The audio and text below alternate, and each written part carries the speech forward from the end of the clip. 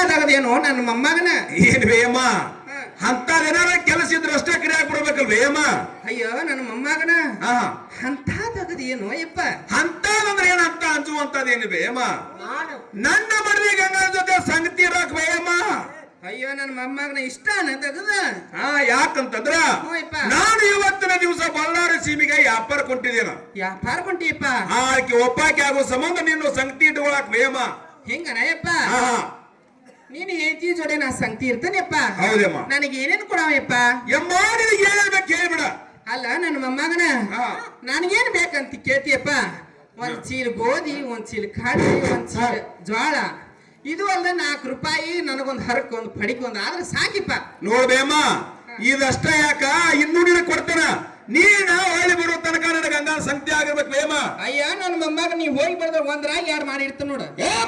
ಯಾರಂದ್ರೇನ ಅಯ್ಯ ನನ್ನ ಮೊಮ್ಮಗ ನನ್ನ ಹಾಟ್ಯ ತಿಳಿದಿಲ್ಲ ನಿನಗ ತಿಳಿದಿಲ್ಲ ಬೇಮ ಒಂದ್ರಾಗ ಯಾರು ಅಂದ್ರ ಒಳಗಿನ ಕೆಲಸ ಆಕಿ ಮಾಡ್ತಾಳು ಹೊರಗಿನ ಕೆಲಸ ನಾ ಮಾಡ್ತೇನೆ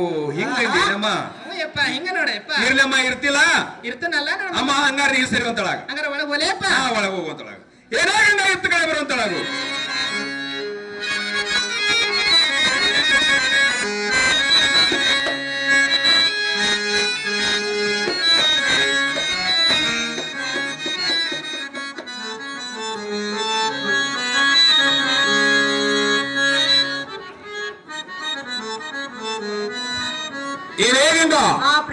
ನೀನು ಹೇಳಂತೆ ಆ ಕಡಿಮಣಿ ಪರಮನಾದರೂ ತಂದು ನಿನ್ನ ಸಂಗಡ ಇಟ್ಟಿರ್ತೇನೆ ನಾನಾದ್ರೂ ವ್ಯಾಪಾರಕ್ಕೆ ಹೋಗುತ್ತೇನೆ ಬೇಗನೆ ರೊಟ್ಟಿ ಬಿಟ್ಟಿ ಕಟ್ಟಿ ಕೊಡುವಂತಳಾಗು ಗಂಗಾ ಹೇಳ್ತಾನೆ ಕೇಳುವಂತಳಾಗು ಪುಟ್ಟಿ ಕಟ್ಟ ಗಂಗಾ